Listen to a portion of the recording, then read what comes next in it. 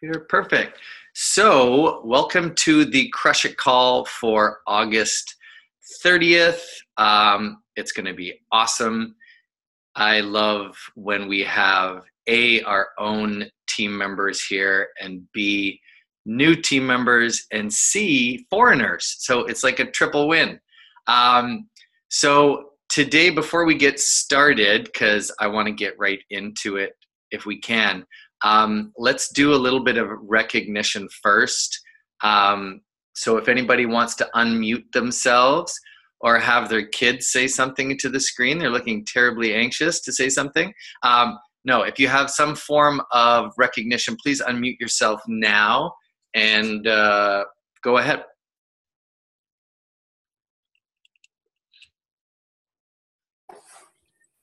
I'll go ahead, Mike. Go ahead. I had Kayla go Emerald this week. It was 7 days and she went Emerald, so congratulations to Kayla. What took her so long? I know. That's awesome. Congrats, Kayla. Anybody else?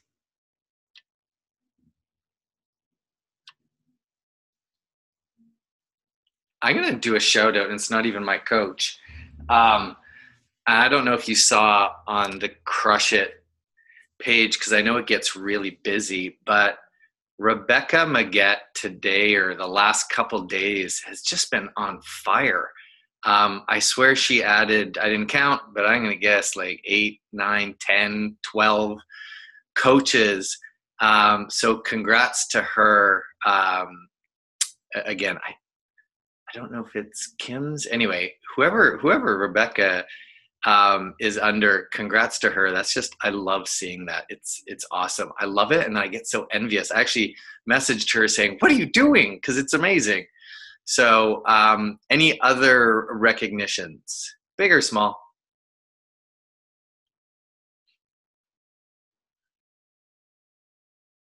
No? Okay. Well, then we might just get right into this. I know it's a little early for us North Americans, but it's perfect because it allows some of the UK people to get on. Liz texted me earlier and was like, we're not doing this at 2 a.m., are we? So there's that minor typo on the thing. So thanks for coming, but it is being recorded. So I'll do a quick introduction. Liz obviously started with the UK launch in September, what are we almost 11 months into this. And she hit 5-star pretty quickly. And then she's also 1-star in her second business center. And that's the one, and again, I know a lot of you are new in this. Jamie and I always worry about freaking people out about it getting confusing. But when you sponsor 2 diamond leaders, you get to open what's called another business center, which is like Mike number 2, right? And you get to put that person like you're signing up a new coach, and you can put them wherever you want to. And what it does is it just really allows you to compound your income. So that should always, I mean, I know we have those not little goals, but Emerald, Diamond, but to really take this to like the next level, if you can hit 2-star and open up a second business center, that's like amazing. So Liz is on her way to opening up a third almost. Not trying to jinx you or anything, but she's, are you 5 in your first? Yeah, I'm 5 in my first and 2 in my second. So but they're on the same leg. Oh yeah, that's one of those technicalities. That's okay, that happens. That's a good problem to have. But yeah, so she's on her way to even opening up another one, which is just, that's when it really starts to compound. So congrats to Liz. And I also have to shout out her husband, Matt. I know, no? Oh, come on. It's a guy. It's not too often you get to shout out guys in this, but I know he's a behind the scenes kind of guy. But incredibly supportive, and they're just both great, amazing people, and looking forward to seeing you in a month, Liz, in Vegas. So without further ado, Elizabeth Dowse or Liz Dowse, the floor is yours, and looking forward to hearing from you. Thank you so much. And yeah, my husband does a hell of a lot behind the scenes that he doesn't get any recognition for, really. And so it's nice for him to get some, because he does so much work for me, and he works full time like I do. So he does a lot, and I'm really lucky to have him. So thank you everyone for having me on. I'm going to try and make sure I don't blab the whole way through this and try and keep some structure. But you know, when you plan something out in your mind, and you have it all worked out, and like 10 minutes before the call, I was like, I can't remember anything I wanted to say, but I've got some bullet points and I'm going to try and stay as structured. And I hope you get some use from this, because I mean, this has been going 10 months in the UK now, and I am learning so much still every single day. So I've picked up some key points that I think have really helped me since I became a coach, and the things that I'm doing that I see are having a really solid impact on my business, and wanted to share those with you as well. But the biggest thing for me has been a switch in my mindset since I started coaching. So I wanted to start by just telling you a little bit about my backstory, and it's actually something today I've never even shared with my husband. So I thought this was important to kind of show the mindset change that I had to go through to get to the place that I am in now. So taking you back a bit, when I was in senior school, I think you guys call it high school, I was the sporty kid, surprisingly. I threw myself into sports. I was track and field, anything to do with sports. I was there, leading the pack, head of the game. I was always in the gym before school, in lunch times and after school. And when I was doing sports, I was so happy. Like, it just filled me up. I was confident. And the reason I threw myself into sports so much was because I actually lived through senior school, high school with this crippling fear of anxiety, because I lacked in so many other skills needed in every other subject. Like, I am severely dyslexic. And the funny thing is, the notes I wrote out for this, I actually spelled dyslexia wrong in my notes when I wrote this out. So I need to really try a bit harder in some areas. But I struggled so much in school, and I really used sport as my get out clause. Like, it was the place I could go to where nobody could criticize me, where I excelled in. Whereas every other subject that I took part in school, I was massively underachieving. What I found that I did all the way through school was I kind of made excuses to blag my way through school. So I got through the whole of senior school without getting one detention, but I honestly don't think I completed one assignment the whole way through senior school. I was that girl that all the teachers loved and adored, and I was the funny one, very polite, and I helped everyone. But I blagged my way out of every subject, getting out of trouble, not completing tasks. I always had an excuse. There was always something that I made up that happened at home, the reason I couldn't do my homework or couldn't get it done, because I was too scared to complete the task, because I just didn't understand them. And I went all the way through senior school without anyone picking up on how much I struggled, because I hid it so well. I used to go to school every single day with this horrendous fear that someone was going to come and stand behind me while I was writing and see what I had written on my paper. I would sit in class shaking that they was going to ask me to read something out in class, or they was going to pull up my piece of work and examine it in front of people. And I remember living every single day like that through school. And I just found ways to get out of situations. Like, I made so many excuses to get out of doing things. It was ridiculous. I never got caught. I became so skillful at getting out of completing tasks.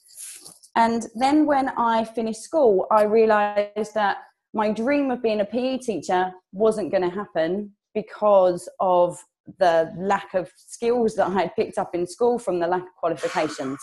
So that dream got stumped on. So I was like, it's fine. I'm going to be a PT in the army. That was my next goal or my next dream. And then I started so excitedly looking into that, filling out all the forms. And then I saw you had to take this really intense course and do these exams.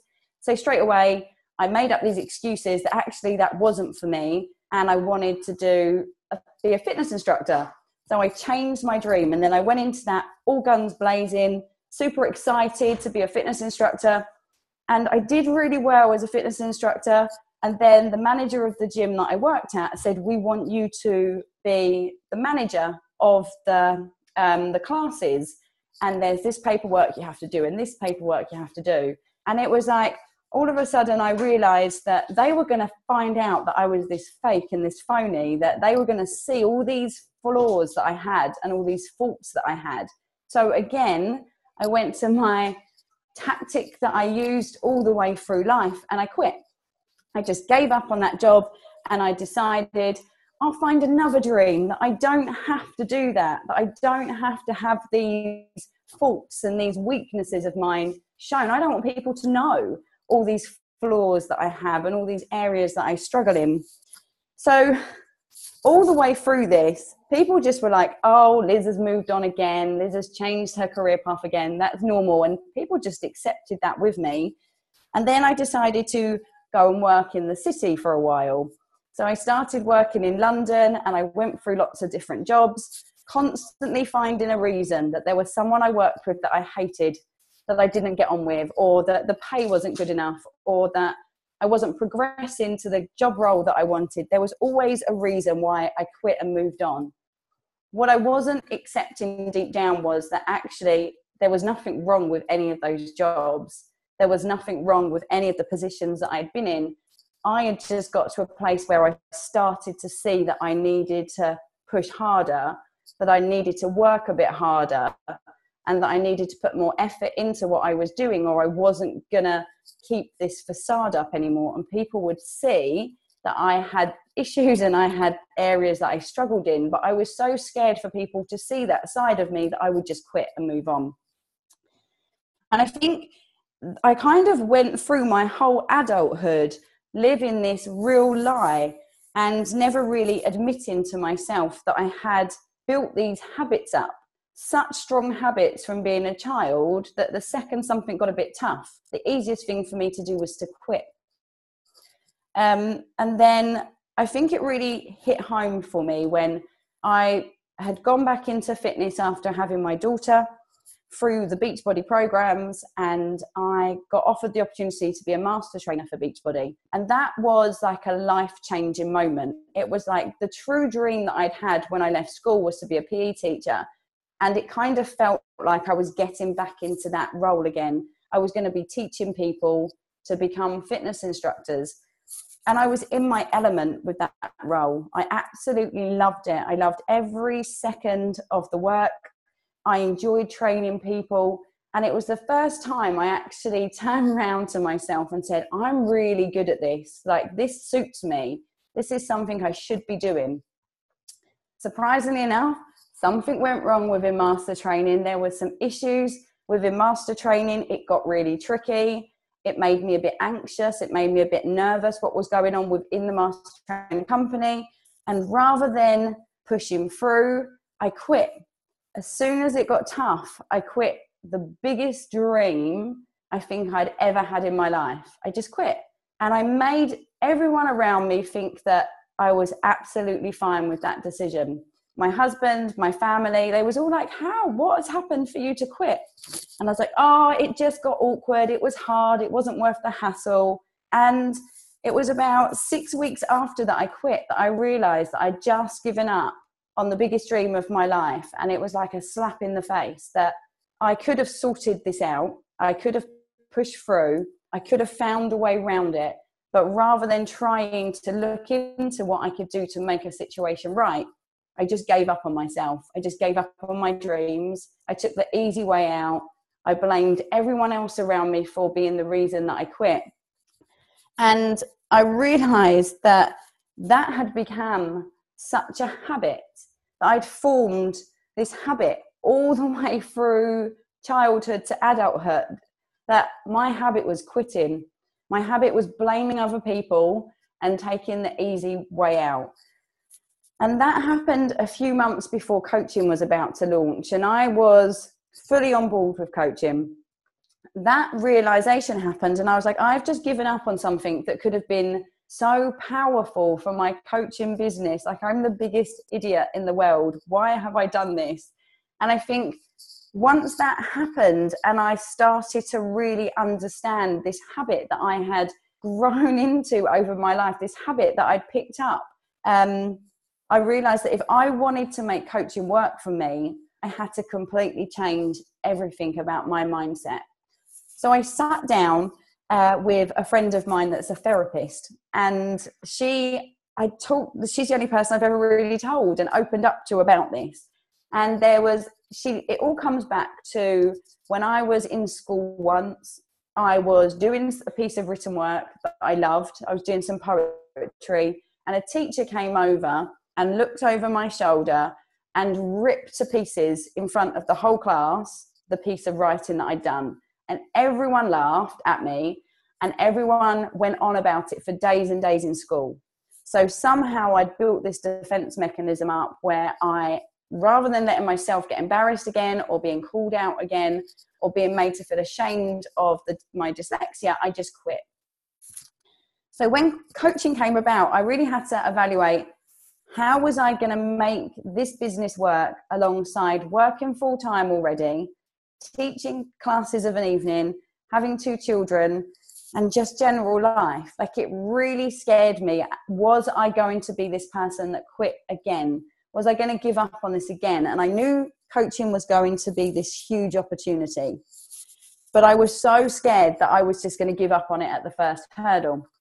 So I sat down with my friend that was a therapist, and I asked her what I could do. What could I do to start changing these habits? And she said some really simple things to me. Every time you get to a point where you feel like it's getting a bit tough, you need to walk away from the situation and just leave it for a moment. Go to your notebook and write down everything you love about what you do. Don't focus on the hard thing that you're feeling right now. Focus on 5 things that you absolutely love about coaching.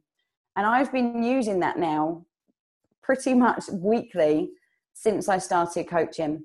So every time I hit a hurdle within coaching, every time I get a really bad no off someone, every time I get a coach that decides they actually don't want to work the business in the way I assumed they was going to work it, and it hurts because I'd spent months talking with them, preparing them, and building a relationship with them, rather than what I normally would have done was taken that so personally and taken it as a personal attack. I go away and I write down 5 things that I adore about coaching. And it made me find it so much easier to keep pushing through and to not let the negatives that kept popping up from time to time, which happens in every business, obviously, happen to me within coaching. She also told me that I explained what coaching was to the therapist that I was talking with, and she said to me that what I needed to do was go into this business 100% as a CEO. So I explained to her how I was going to be joining Jamie and Kim's team and Crush Nation, and she said, it's incredible that you've got their support. What you need to do is take full responsibility and launch this as your business that you are solely responsible for, and never ever rely on anybody else within this company to help you succeed. And I'm so glad that she said that to me, because it's incredible the support that we have from our uplines and the team, but I needed to take sole responsibility for my business, for the actions I took on it daily, so I couldn't blame anybody else. Because I know 2 years ago, if I'd started this business and I hadn't done, say, in the first couple of months, I'd struggled with a particular task and it hadn't happened, my gut reaction would have been, say, well, my upline didn't give me enough support, or they didn't train me enough. It might not have even been that as the case, but that was the reaction that I naturally put when I couldn't do something. I always looked to blame somebody else, rather than taking that ownership and blaming me for it. Because ultimately, she said, if you can look at this as a business, as you as the CEO, are you in charge of every section of your business with regards to your own training, with your coach's training, with the income that you bring in and out, the money you spend out each month, and turn up to your business every day like a CEO, and something goes wrong, you have to take full responsibility for it. And you have to be okay with making mistakes. And you have to be okay when your business gets hard and when things are tough within your business. You have to be able to handle that as a CEO. And I think it was such important advice that she gave me. And I really took the CEO on, because I think every job I'd done in the past before, I was always very aware that I was an employee. I was always relying on somebody else to tell me I was good, to praise me, because I hadn't really got a lot of praise. The only praise I ever got was on a sports pitch in school. And I craved that. I really craved that as an individual. And every job I'd ever done, if I wasn't getting that, I always felt like I was failing. I always felt like I wasn't good enough. So I kind of realized that when it came to coaching, I needed to be able to praise myself. And I also needed to be able to have a meeting with myself sometimes and say, what you're doing isn't good enough. And that's what I do every Sunday evening now. I sit down with myself for a meeting with myself for an hour. And in that meeting, I set out my tasks for the following week. So I plan my diary for the following week every Sunday evening. I reevaluate the previous week. I look at, what did I do well? Where did I struggle? And where did I feel anxious in the week that had just happened? And by writing those things down, the areas that I think I did badly at, really helps me look at my following week. I also found that I would reevaluate on a Sunday. If I brought on a new coach, I would look at how well they're doing each week. And I've got some coaches that have come out of those starting blocks and gone all guns blazing. And I've got some other coaches that started that really couldn't get their head around it. And some of them haven't lasted. So I really look at why that's happened with that coach. Why I had a coach last month that started, and this month she said, this isn't for me. I don't want to do this anymore.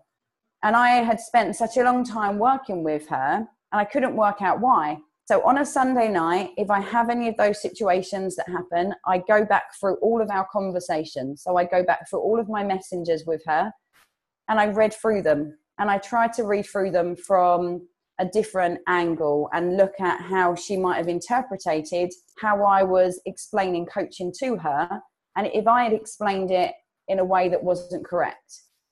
And every time I've done it, that I've had a coach that maybe hasn't wanted to stick with coaching, I've realized that I'd sugarcoated what coaching is way too much with them. The coaches that have come on board and have gone flying out of the gates and turned diamond and are pushing to 1-star now and are looking at growing to premier and elite are coaches that I really didn't sugarcoat this business with. And that has made me really realize that the truth is that this is a tough business. It's not a hard task to do every day, to post on social media and to do Instagram stories and chat with people that you get on really well with. But it is still a tough business. And I think the coaches that have come on board with me that haven't necessarily lasted or haven't seen the joy in it like I have, it actually all came down to how I spoke to them and how I sold the opportunity to them and how I made it sound probably a lot more fun and a lot easier than it was. And how I didn't explain it to them in a way that this is a business and you are going to be a CEO. And if you want this business to succeed, you need to behave like a CEO every single day. And if you want this to turn into a really strong income stream for you, you have to work like a CEO would that's earning a really strong income. And I think that they were definitely, these have been points that I'm picking up when I go back through my meetings with myself on a Sunday and I see the mistakes that I'm making. I'm looking for people that I want to build a business. And I think at the very beginning, I was looking for people that I just wanted to come on and be coaches because I don't know if any of you have felt like this, but there's been times where I'm like, sod the avatar, I just want anyone to join. But now I'm really realizing that I need to home in on the type of person that I want to join with me on my team, and they need to understand from the start what it is that I do on a daily basis and how I work and the expectations I have on myself every day to earn a good income from coaching moving forwards. And I think that, in all honesty, there's no business in the world that is making huge amounts of money where people only spend half an hour here and there on their business. Every business that has ever turned into something that brings in a good income has probably had a huge amount of hours spent on it. And I think that each week now, when I'm going back into my meetings with myself, I'm picking up on things that I'm wording wrong.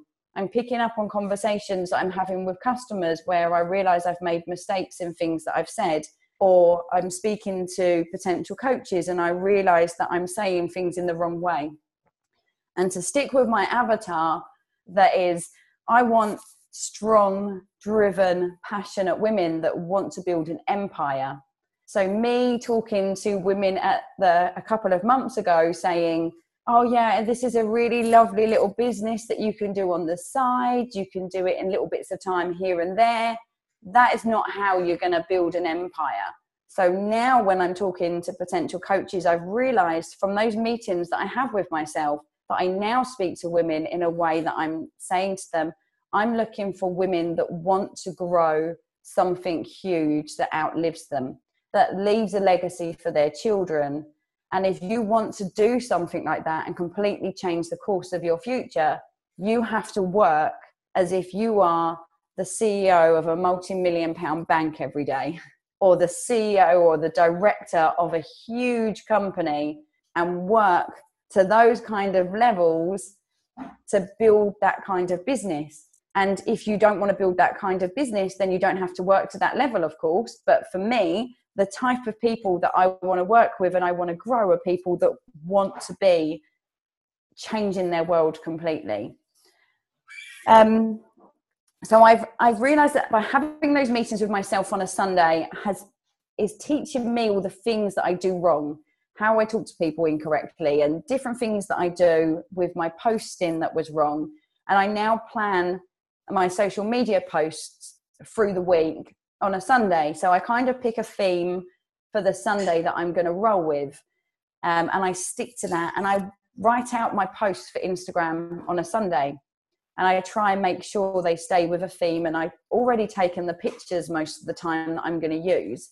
And the posts are already written out because that just takes so much time off of my plate. I plan out what I'm going to do with my coaches every Sunday night for the following week, to the point of now that I'm a month ahead of myself on my planning with my team. So we are all done for September, planned for our team, all the team calls, all of my meetings are booked in for September with my PS coaches. I know the coaches that are pushing for goals. I know the coaches that are trying to move up in ranks. And I know that we've got a big launch coming up with Shift Shop. So we have all of our training in place for Shift Shop training. So all of our coaches are going to go through training now so they can be prepared for the launch of Shift Shop, because we're doing this as a kind of soft launch of Shift Shop, ready so everyone's trained and prepared on how to launch Transform 20 in January with Shaun T. So I'm really trying to think ahead of everything that's happening. We've had quite a few UK competitions that have been going on at the moment. So I've been making sure that I'm staying on top of the coaches that are extremely close to winning those competitions and working really closely with them. And I'm looking at different things that are coming up in the diary within the UK with regards to Super Saturdays and big events. And I'm trying to make sure our calendar for September and October is already done and prepared. And that goes for myself as well. Like, I need to be one of those people that just flicks into my diary each day and says, today, your 3 tasks are this, this, and this.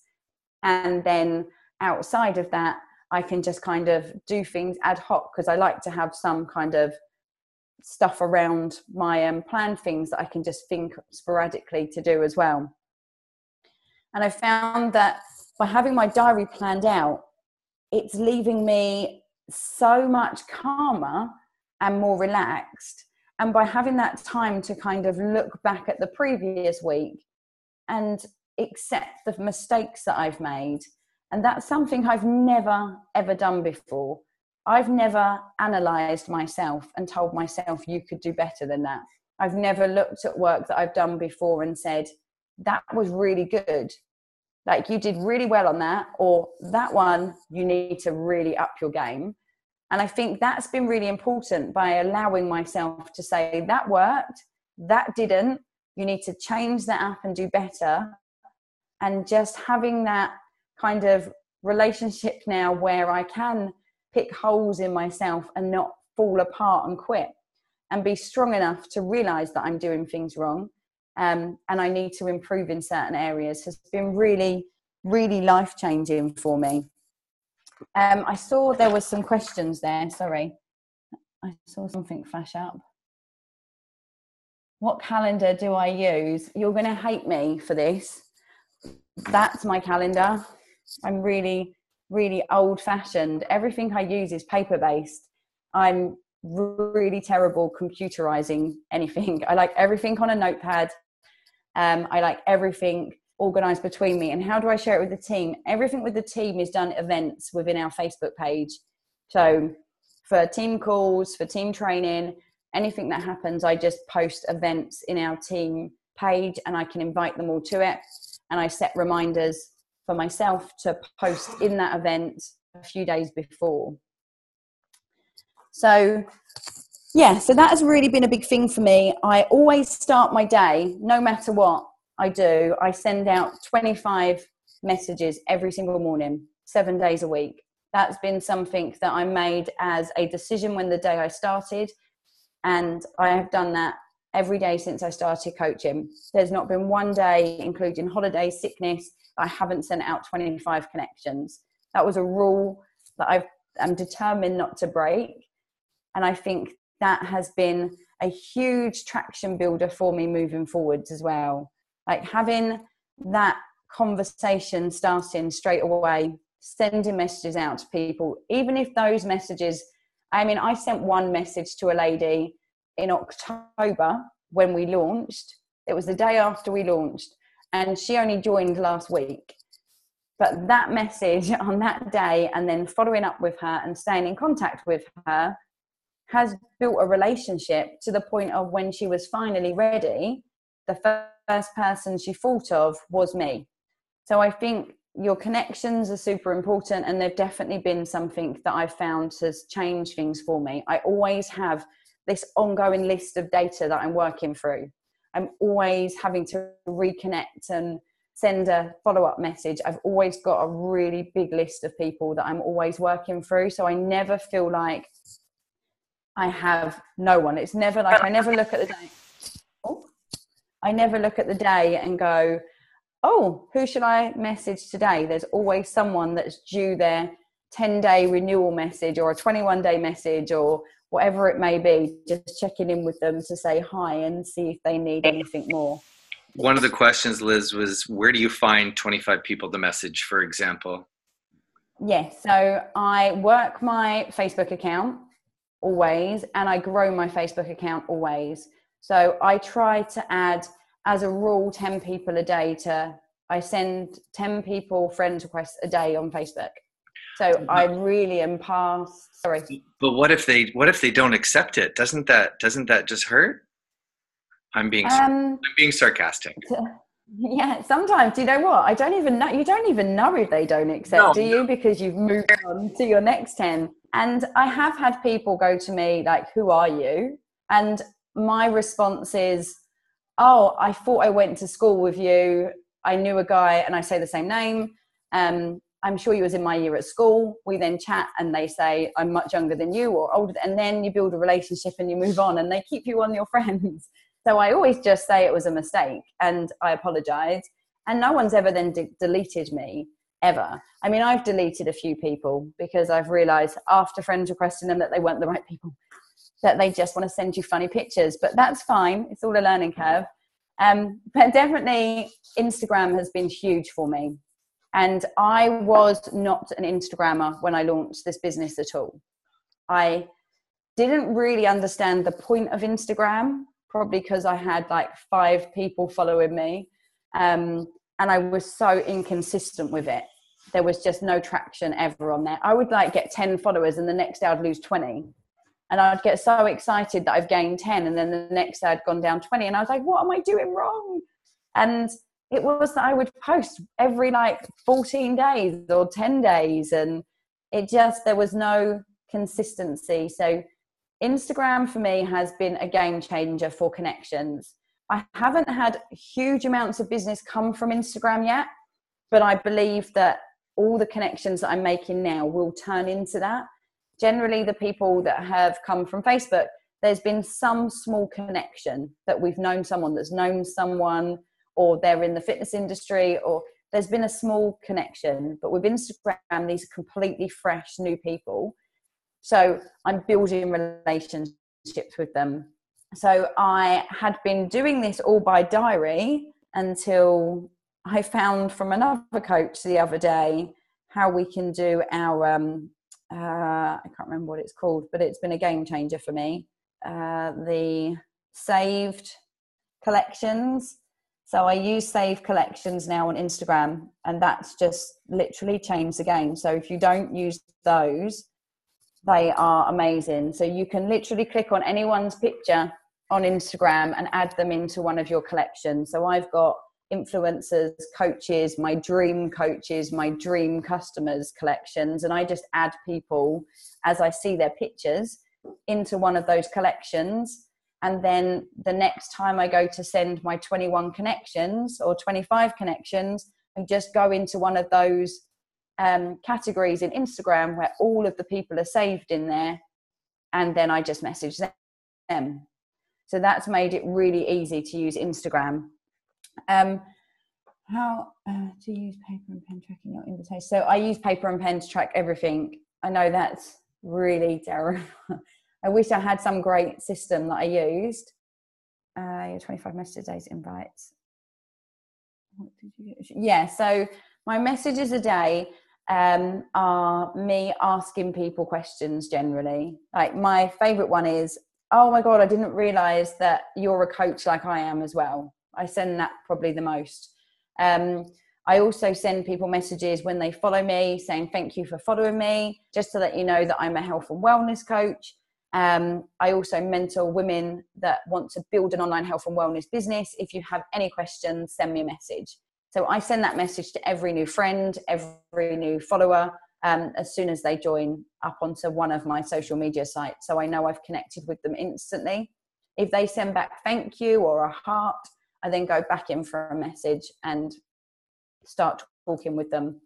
But I also go onto people's photos and I comment and like on people's photos. And I spend 10 minutes, that's all I spend, 10 minutes a day liking and commenting on Instagram photos. I try not to do any more than that at all. But I'm trying to do, I'm trying to home in on my avatar on Instagram more than I am anywhere else. Facebook is still, I've got friends on there still and family on there. So I still am not completely businessy on my Facebook page. But on Instagram, I am trying to I'm trying to talk to my avatar every day. Like I'm talking to a mum with 2 kids or 3 kids that is stressed out, that would rather drink wine than go to work. And that is like pulling her hair out with her kids. Like that's how I see my life with my kids. Like I get no sleep from them. They don't let me sleep. They fight all the time. My house is a mess all the time. Like that's the mum that I'm talking to on Instagram. And I try and make sure that I'm really homing in on those kind of people on Instagram. And since I've really changed up the way I talk on Instagram, that's where the interactions and the commenting and people reaching out to me has increased. Before, when I was just posting on Instagram, I didn't really get a lot of interaction. But now I've really tuned in on my avatar on Instagram. It's really changed the game on there for me. And do you contact people who watch your stories as well? Yeah, so they go onto a list as well. Like I screenshot people that watch my stories and I take messages of them. I mean, this is an area that I could do better in with regards to storing the data of people that watch my stories. It's definitely an ad hoc thing at the moment. But I am reaching out to people. If I have spare time at the moment, if I sit down and I've got some peace and quiet, that's where I message the people that have watched my stories. But it's definitely one of the areas I need to improve on. Yeah, and especially if you're new and you're nervous about it and you're not sure where to start. A guy is similar to me as a new person is I can't just go up to ladies and start a conversation, right? So if you're new, one of the best things you can do is, anybody who's following your story, they basically initiated that contact with you by watching you. So feel free, feel comfortable to reach out to them. Sorry, Liz. No, that's true. And I think that sending the message as well, saying thank you for following me, they have just followed you. And it is just a nice thing to do. And it's just like, this is what I do. If you ever need any help. And that message gets such lovely interaction for me. Like I've never had anyone ever kind of not respond or not take any or take offense to it in any way. So I think by just thanking people and telling them what you do, because they've followed your Instagram account, you're just letting them know what you're there for. And I think that that's a really good time. If you can keep on top of your new followers and sending that message to them, I think that builds really lovely, natural relationships as well.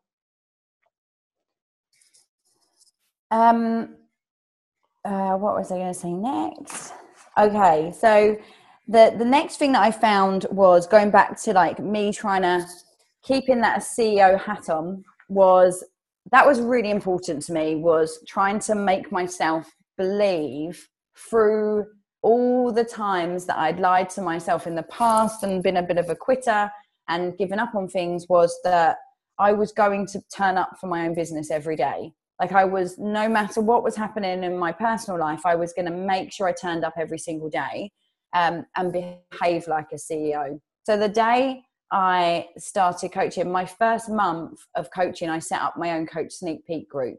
That was something that I was determined to do straight away, was to run my own coach sneak peek group, was to run my own training for my coaches. And Jamie and Kim's training is phenomenal. And I have used so much of their training to develop my own style as well. But again, I have a different avatar to what my upline has as an avatar. I reach a different type of person, and I needed to tailor the training and the coach sneak peeks that I was doing to the particular person I was trying to bring on as a coach. And I made that a real priority of mine, to really understand the training side. And that went back to my love of being a master trainer. I love training people. I love helping people succeed and find easier routes to run their business. And the truth is, I want every single coach that joins with me to make a success of their business. I want more than anything my coaches to turn around to me and go, I've just given up this job, or I've just bought this, or I've just done this. That's what drives me. So it's really pushed me to kind of make sure I'm delivering for my coaches in the UK a training that suits their needs and runs in a time scale that suits them as well, because a lot of the training, the posts come in mid-afternoon for us. So it's half of our day's gone, and most of our coaches are getting up in the morning and starting working their coaching business. So that's been really important, to kind of work really closely with my coaches to find ways to train them. I've just finished running a diamond training group. It was called the Diamond Proposal, and we run it for 6 weeks. And I just decided to go for it. I felt like my team needed that, and they were ready for it. And I had lots of coaches in my team that really wanted to go to Diamond. So I just sat down one weekend and took loads of notes from loads of leaders and kind of developed my own diamond training. And it was a big commitment for 6 weeks, kind of making sure that I posted in that group every day for 6 weeks. And I kept on top of all of the feedback from my coaches and their comments and their videos in there. but it was so worthwhile because we had 3 diamonds come out of that group, but we also had huge changes in our coaches' businesses. Even coaches that are still pushing to diamond now, the change in the way they are running their business is it's gone off the screen. Like, they have changed the business big time. They're all performing better on the Success Club points. They're all posting in such an incredible way on social media. They're reaching so many more people. And it was like they just put their CEO hat on and started running their business, because I think I showed them in that 6 weeks what I do and how I kind of work on a daily basis. And for those that wanted to, that jumped in on it, had just seen such growth. So running my own training for me has been really important. And I'm a bit lost on where I was going next, to be honest with you, Mike. Was there any questions? No, that's okay. I love a couple things. I feel like Jeff Hill on the NWC asking you these things. But I loved how you said, you work hard, you put a lot of hard work into this, but at the end of the day, it's basically talking to people on Instagram. Like, it's really not that hard. It's the consistency. And I think what most people will probably take away from this, myself included, are the systems that you've put in place and how you've made procedures of how you do things. Because I know a lot of us, when you don't do that, you end up working 10 times harder and not even sure what you did the last 2 hours. Whereas you seem to really have, whether it's categorizing your customers or having, this is my 7-day follow-up message, this is my 21-day. It's just working smarter, not harder. And that way you're able to squeeze it into smaller amounts of time. I think that one of the things that has been the hardest is working full time with this business, but it's actually been the best thing to start my business, because it made me realize very quickly that I was taking coaching into my day job. I was like just sitting there for the first few weeks, just like coach, just on the phone. And it wasn't long until my boss turned around and was like, right, make a decision. Are you a coach or are you working here? And he was like, I pay you to work for me during the day, not run your coaching business. So I had to find a way to make sure that those small snippets of time, I got to work my business, but worked it really well. And I think before that, I think I was working probably constantly for like 12 hours a day, but not really achieving anything. So I have my response messages saved. I send to people, and I've got like in my notes on my phone, I have, here's a standard message about coaching. Here's a standard message reply about becoming a customer, be it on a normal challenge pack or a Lift 4 challenge pack. I also have a standard message reply about Shakeology. And those 3 messages, just having them saved has been a godsend. I've also started doing now on my Instagram TV is doing videos explaining coaching, doing videos that explain being a customer. So I've got them to refer people to, where they can go onto Instagram TV and watch a 7-minute video of me explaining what a customer is or what a coach is. And they're saved there always. So it's like having your own YouTube channel, but you can link that IGTV into your stories. So even if you haven't got 10,000 followers, you can get them to swipe up when you're showing a results like story. So if you're doing all the results and you've shown loads of great results, you can do in there like swipe up to find out more, and you can swipe up to your IGTV video of you explaining what it looks like when you become a customer. So I'm trying to put, it was Jenna Kutcher that I listened to on podcast that she made me realize that it's the I can't think of the word, but like how organized you are with your business. And the only way you're going to turn your business into something bigger than you is if you have systems in place that you can hire staff to run.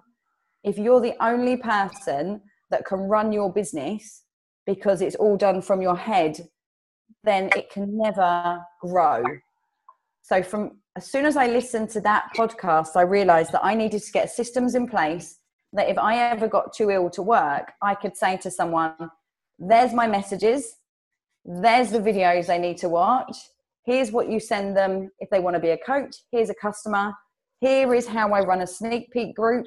Here's the format that I used last time. Here's the format for a prep group. It's all done and there for them. So I'm not recreating the wheel constantly. Everything's done and saved. That's awesome. I love it. Any other last questions, people? If you do, just take yourself off. Yeah, I think I heard it on a call today from a business perspective again. And I know Matt has influence there as well because he works his butt off with your other business as well. But it's one of the few businesses where you actually get to make your investment back in a hurry. Like most, when Jamie and I opened our first dog store, $300,000 into it, I think it took us 8 years to get that back. This business, we say it's hard. You sell a challenge pack, you get your coach fee back. Like within a day kind of thing, if that happens. So again, back to what Liz was saying, it's hard, but in the real business world, it's not that hard, right? And there's not that much pressure on your family. You're not taking out small business loans or anything like that. And I think that was something that my family, as in my parents, were very anti me doing coaching, very anti it. My dad was like, it's all a con. It's all a con. You're going to end up investing so much money into this business. When I told him what I actually invested in to start, he couldn't believe it. And I said, when you set up your company, how much did it cost you to set up? And he was like, well, about £750,000. And I was like, so if that went wrong, as a child growing up, I would have been homeless, Dad. He was like, yeah. I was like, so that was a risk. What I'm doing is I'm not going to be able to go on our holiday for a week to Spain if it goes wrong. Like, it's a couple of £100. Like, I'm not gonna be homeless. My kids can still eat, will survive if this goes wrong. But like you said, my first challenge pack paid back my fee. And from then on, I've never looked back really. And I've always kind of, with the products, if I didn't become a coach, I would still drink Shakeology. If I hadn't become a coach, I would still have beach bars and energize and recover, because I am a massive fan of Beachbody as a company. And I was drinking them and eating them prior to being a coach, but it just was a lot harder to get with buying them from people in America and getting them shipped over, and it was a lot more expensive. So I'm a true believer in, I'm a shop. My social media is a shop front. So when people look at my shop, I need them to be interested in my journey, in my story, in what I'm doing on a day-to-day basis. But I'm also a true believer in every single product that Beachbody has. I need to know that inside and out, and I need to understand it inside and out as well. And I think the fact that we've really taken on board all of the products, we've really learnt all of the programs and made sure that we've become experts in those products has really helped us as well be able to grow as a team. Because I spoke to a lady the other day and she was saying how she didn't want to try Energize or Recover or Beach Bars. And it was funny. And I said to her, if you set up a shop and you had products in it, would there be products that people could come in to buy those products, but you would not prepared to look at them or learn about them? So when your customers come in and said to you, those shoes, I really like them, would you say, oh, I don't know anything about them? You'd know your products. And I think that's been really important to us to really understand that this business is a shop and we have products to sell, and we need to understand them. We need to fall in love with them and be a product of the product. And that's been a real game changer for our families, really kind of falling in love with the products and bringing them into our life, because it's become so natural to us now to be able to share our story with them, because we do live by them every day. And isn't it horrible when you run out of bars? It's like catastrophe in our house. It's like, where's the bars? I do think I eat too many of them though. I know, it's hard not to. Thanks, Liz. And yeah, she said it all, but again, I'll I'll try and get some stuff from you, maybe share it with the people later, just as far as the summary. But thanks so much, Liz. That was You're fantastic. welcome. And I I think just wanted to say one thing to finish on as well, that if any of you had ever been like me and had areas in your life that you struggled with or not felt 100% confident in, for me it was like dealing with my dyslexia and the anxiety side of it. If you want to turn this into a business, you can do it in a way that suits you and your style so much that any kind of fear you've had or something that's held you back in the past, you can completely overcome in this business, because it's your business and you're the CEO of it. So if I put a post out there and it's spelt wrong and there's commas and whatever in the wrong places, it's my business. I don't care. People either like it or they don't. I'm not being anybody else anymore. I kind of have got to a point now where I was living like this perfect lie and I was trying to be this different person, and now I've kind of gone, my business, I'm okay with who I am and I'm growing and sharing that side of me. And since I've done that and stopped trying to be somebody else and stopped trying to copy and emulate other people, and have gone, I'm okay with me. Yes, I spell things badly. Yes, I write things terribly, but my love and my message comes through to people that I don't have to worry anymore. It's like been such a moment of freedom to be able to really run this business my way with my rules, nobody else's kind of demands and expectations on me, and just be completely and utterly in control of something that I love for once in my life and not want to quit and hide. cool. Yeah, you're either an entrepreneur or you're going to go work for one. I mean, you have two choices, right? So thanks, Liz. That was so awesome. And I can't wait to see you guys next month. But yeah, thanks for doing that. I know a lot of people, I was seeing the comments, best call ever. So I think it really hit home with a lot of people. Thanks for taking the time to do that for us. Oops, you're welcome. Teddy and Francesca are giving Matt so much grief upstairs. I can hear screaming and shouting, and go save him. I'm going to.